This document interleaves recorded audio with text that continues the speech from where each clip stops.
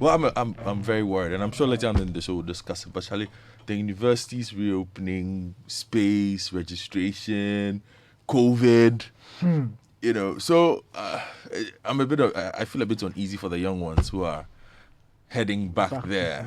Because we seem to have toyed a bit with COVID in November and December, and it is dancing around in January. Yeah. COVID says basically, Ghanaians, you had your fun in November, December. It's my turn, and it's causing problems. Yeah, we'll get into that later. There are, and I don't know whether there's research to also give us some insights as to traffic and its effect on the spread of COVID. I'm saying this because the Christmas traffic hasn't left, and there's still a lot of traffic in town, and the churches are loading people the regular way they used to. There is no social distancing, right? So I don't know. People have said that in the tropics in Ghana it's hot here, so it reduces transmission and all that. But could we do something and understand how something like our everyday commute affects the spread of COVID-19? There are so many little things in the system that I think we should be worried about. Since school is reopening, a lot of people depend on public transport and a whole lot of other issues. Well, we'll get into the newspapers. There's also fire on the side. I'm just taking a tally. So far, it's just 11 or 12 days in 2021. Look, that's for the and fire. The fire count. That's for the fire. All right, let's start off with the Daily Graphic. Front page of the Daily Graphic. 2021 year of enforcement. Standards Authority bears teeth. Targeting 100% electricity access. Bold move. TUC urges government to create more jobs. Now, the Ghanaian Times, be tough with corruption in second term. Professor Baole to the government. Nana Fitz calls for truce between NPP and NDC. That is Nana Fitzgerald Bakerswood. And mass disinfection fumigation in over 6,000 basic schools begin. So, Godfred, schools are reopening. Disinfection is also ongoing. Coca-Cola, ICU tango over layoffs. NLC to rule on issue Wednesday. And in the center spread, Dr. Yao Osei Educhum is in the center spread, and the headline says, Minister sponsors 30 brilliant needy students at UMAT. And this thing trended yesterday on social media. Okay, front page of the Daily Guide newspaper. Ministers list pops up. We are entering that time. And on the front page of the paper, lobbying and all kinds of things, man. Matthew Poku Prempe, Kujopon Kroma Godfred Debo Adami, John Peter Amewu, Jean-Pierre Amewu on the front page. I don't know why they are here, but the same minister's list pops up. Also on the front page of the paper. Diplomat found dead in room. Tafu chief fights for MCE. And Opuni spent $64 million on untested fertilizer, according to a witness. On the minister's list, we have to have Minister of Liberty Affairs, a.k.a. Fabio Coordinator. Why? Now, the final newspaper, political violence inevitable when elections threaten livelihoods. This is Kofi Abochi. Traders in Accra express missed expectations on reopening of schools. TUC calls for more job creation initiatives, pledges support for the government. COVID-19 ravages wood carving business. Ghanaian traditional medicines potent against tropical diseases. This according to a study. And CHY Century Hengyu Group not licensed as capital market company. SEC is warning. Front page of the Daily Statesman comes with that same warning. Don't invest in Shy Century Hangyu, according to SEC. SEC cautions public. Mahama and could you stop looking at me? Mahama endorses Akufo-Addo's win. NPP says NDC's election petition only focuses on errors. Ghana records 356 new COVID-19 infections. Comes with a photo of Professor Abraham K. Annan, who's the director of the Noguchi Memorial Research Center. There's a big picture of the president on the front page of the Chronicle. Headline says, heads to roll as Akufo-Addo trims cabinet. Opini trial. Cocoa Board bought $64.5 million worth of fertilizer from agriculture. This is according to a witness.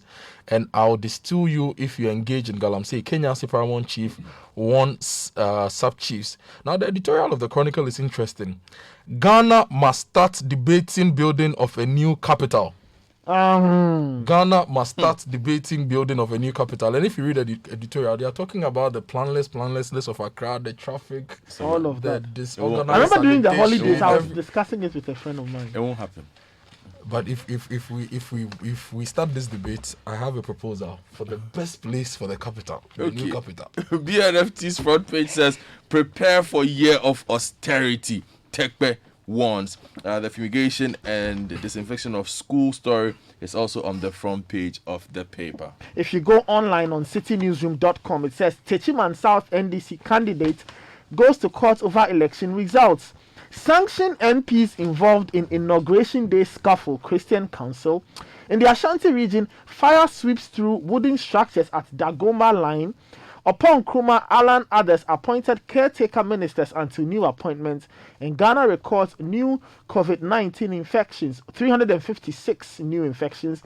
Active cases now 1,261. If you go to citybusinessnews.com, it says, don't invest in, Godfrey, what's the name again? Shy Century Heng Yue, I think. You are fine, don't worry. Yo, and Sari e-commerce. Austin Game, that's according to the SEC, by the way.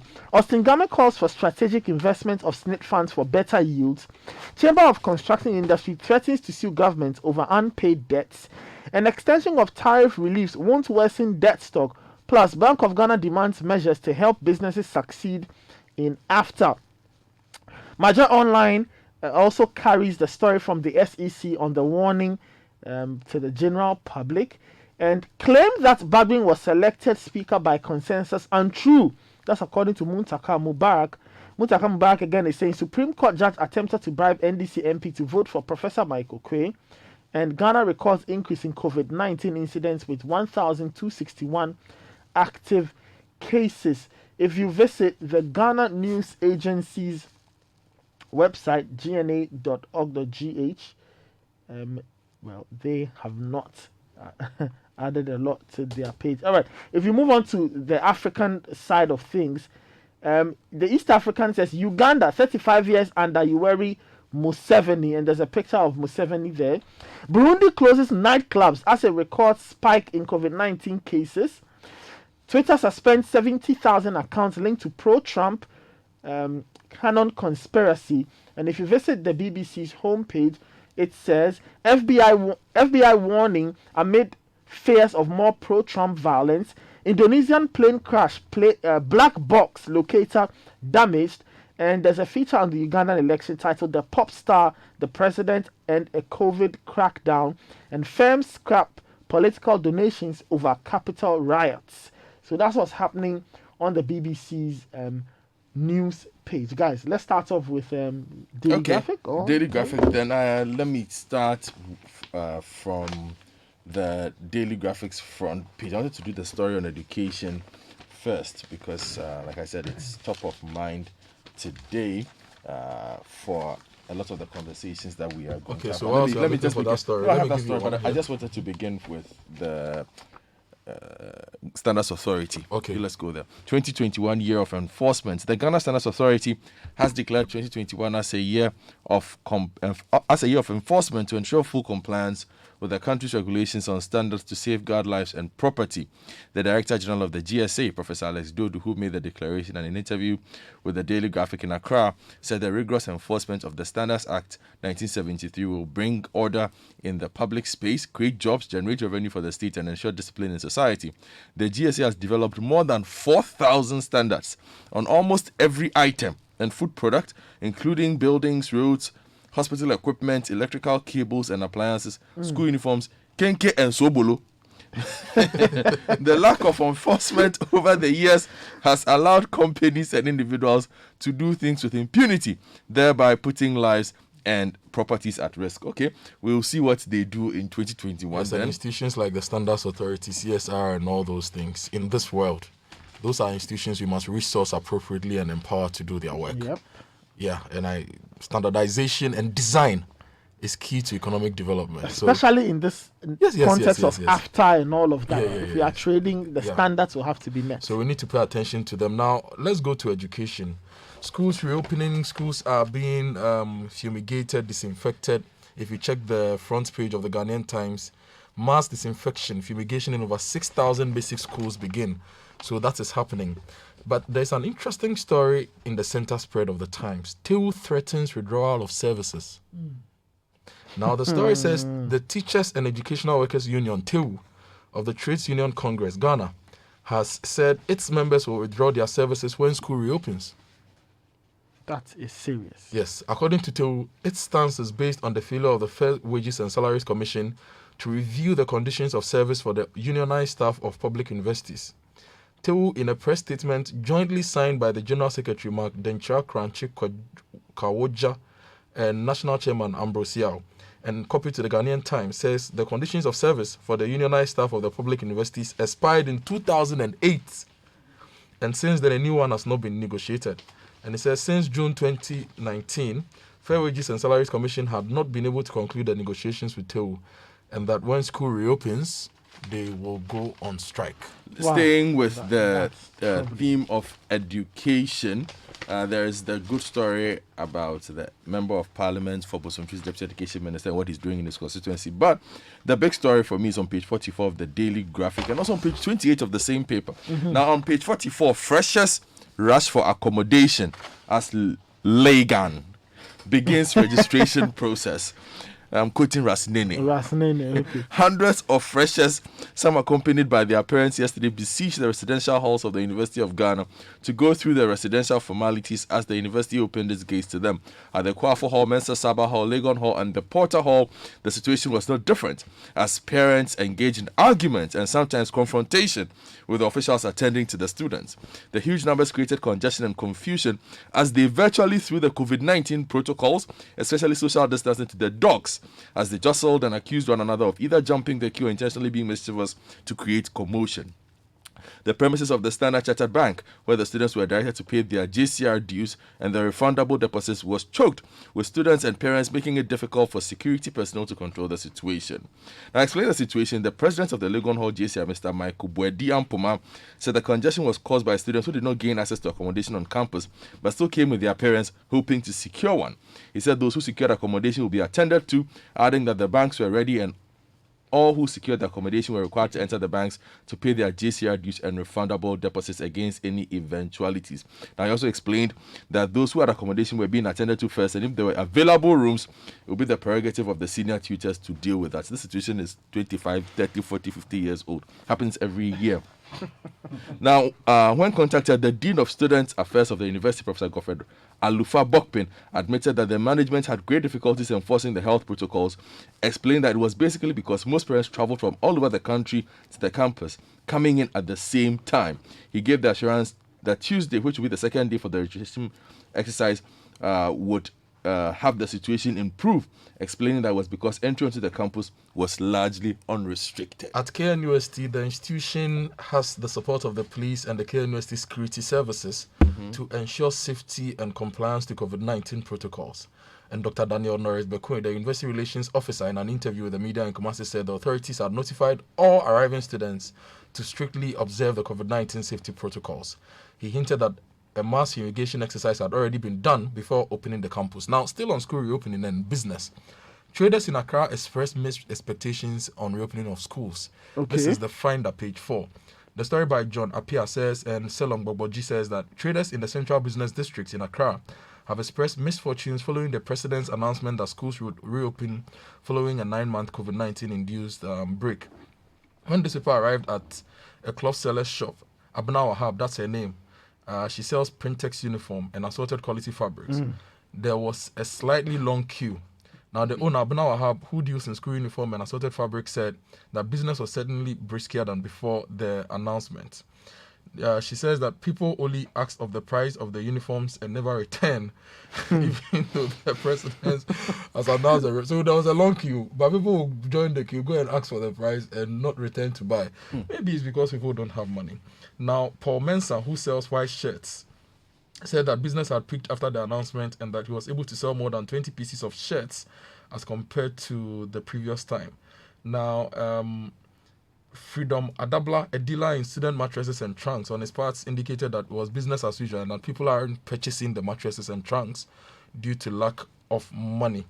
Now, a bookseller, Betty Adjoa Agwaje, however, painted a gloomy picture stating that due to the scrapping of the old curriculum, their old books are now, quotes, rubbish, unquote. And if you go to page 28 of the Daily Graphic, the story is a report that is talking about parents dread financial implications of schools reopening. Okay. Now, for instance, one parent, Anajo, who works as a secretary, noted that the bill for her 3 children sent by their school was 6,100 cedis.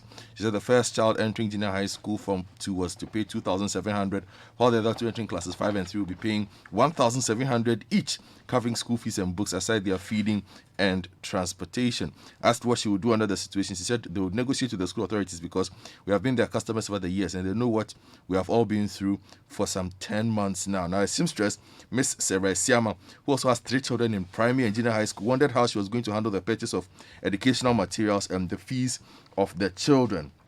Now, a food seller at the Kaswa Old Market, Miss Ufilosu, said the announcement by the president for pupils to return to school was too short to raise money.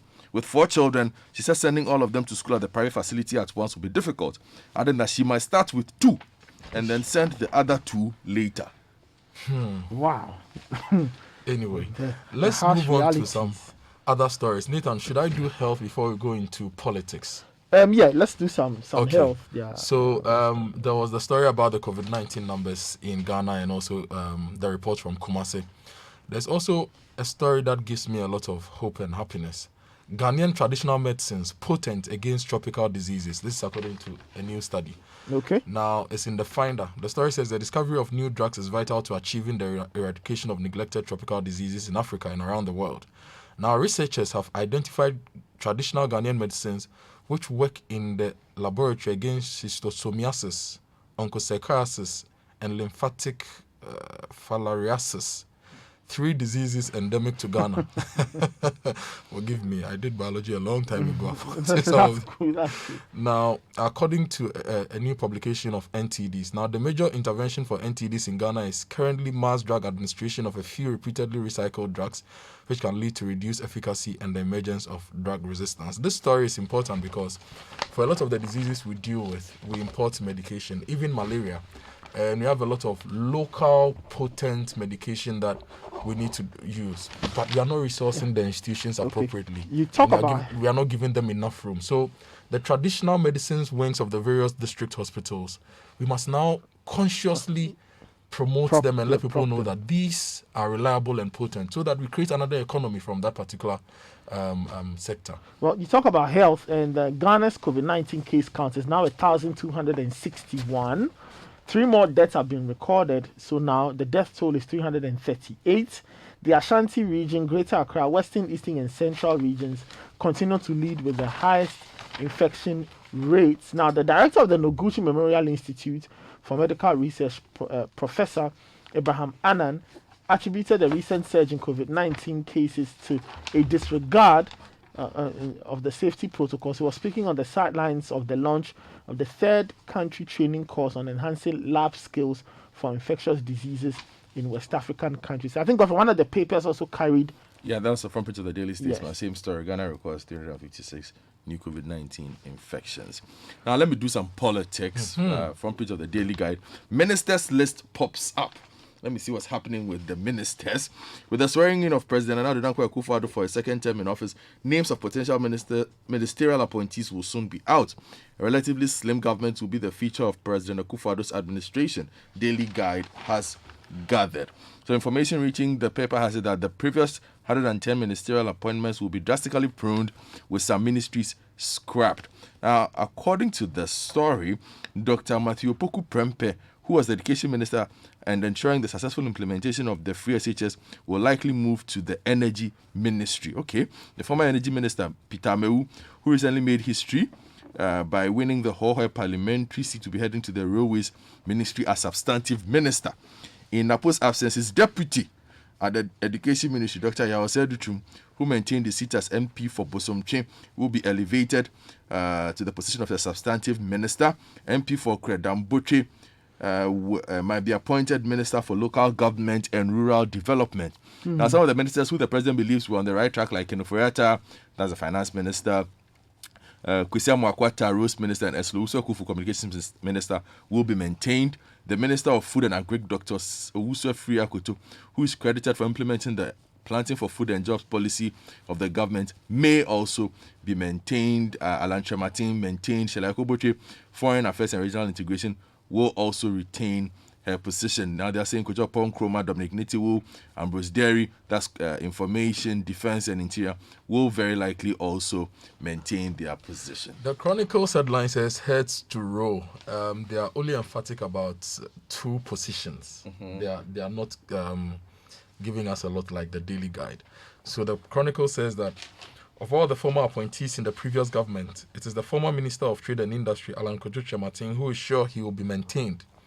The president, during his campaign, made mention of that. So this is the Chronicle referring to a statement during the campaign. Also expected to maintain her position is the Chief of Staff, Madam Akosia Fremont-Pare. And they go on to write that it is public knowledge that the position of the Deputy Chief of Staff is vacant following the induction, is that the right word, of Francis Asenso Boache and Samuel Abu Jinapo into Parliament. So those MPs. 2 positions are vacant. So this is what the Chronicle gives us. Talking about Parliament, if you go to citynewsroom.com, there's an infographic detailing how many women are in the new Parliament. Detailing how many women. There are 40 women there. 40 women. 20 on either side. So that's a bit of an interesting rise. So we went from 30 in 2013, 37 in the 2017 Parliament, and then we've added 3 more. And there's a very fine split there. Okay, in Parliament. Let me tell you about the ongoing Opuni case. That is one that has trended for a very long time, still on the page 3 of Daily Guide. And Accra High Court yesterday heard how former Chief Executive Officer of the Ghana Cocoa Board spent $64 million on the controversial Lithovit liquid fertilizer, which was never tested. The amount represents 2.4 million litres of the liquid fertilizer Cocoa Board purchased from Agricult Ghana Limited between 2014 and 2016. Detective Chief Inspector Thomas Prempe Mercer revealed this when he appeared before the court as the 7th prosecution witness in the trial of Dr. Puni and Seidu Agungu, who are before the court for causing over 217 million Ghana Citi financial loss to the state. Led in his evidence by Evelyn Kilson, a chief state attorney, Detective Chief Inspector Mercer told the court about how issues concerning the procurement of Lithovit fertilizer by Cocoa Board were referred to the Financial Forensics Unit of the Criminal Investigations Department of the Ghana Police Service. Now, he told the court about how Dr. Opuni, who was appointed as CEO of Cocoa Board in 2013 and upon taking office in 2014, reduced the testing period for agrochemicals used on cocoa by the Cocoa Research Institute of Ghana. Well, let's go to the Labour front. Coca-Cola ICU tango over layoffs. NLC to rule on this issue Wednesday. Yes, it was on CNI last night. TUC is also calling for more job creation initiatives and they are pledging support for the government. So let me just give you a bit of the Coca-Cola ICU story, and I'll take you to the Chronicles editorial quickly. The story says that it's on page 15 of the Ghanaian Times. The Industrial and Commercial Workers Union has dragged the Coca-Cola Bottling Company of Ghana to the National Labour Commission over the alleged lockout of 30 employees. And the Labour Commission is expected to rule on this issue tomorrow. Now, the Chronicles editorial says Ghana must start building of a new capital. And they go on to mention how Accra is now choked, how there is traffic all over, how life in Accra is not as it's supposed to be. And in one of the paragraphs, they write that, but looking at the way Accra is growing, a time will come when the authorities will find it difficult to manage the traffic situation because the roads are built. The more roads are built, the more cars are imported. If you are not exaggerating, Cape Coast, Koforidua, Sogakofe, Somanya will all become part of Accra in the next 20 years if the current growth of the city is sustained. And they are saying we should learn from Nigeria that built Abuja, and we should be looking at taking the administration of the country elsewhere so that we free Accra of the mess and the stress. This is the second time in 2 weeks somebody has mentioned traffic. One of the days there was a certain pastor or so, a reverend, who preached traffic in the sermon. I don't know. But guys, thank you. Thank you very much. That was the newspaper review. Thank you very much, Kojo. Thank you very much, Godfrey. The newspaper review brought to you by Fidelity Bank and by Total. Up next is the Citi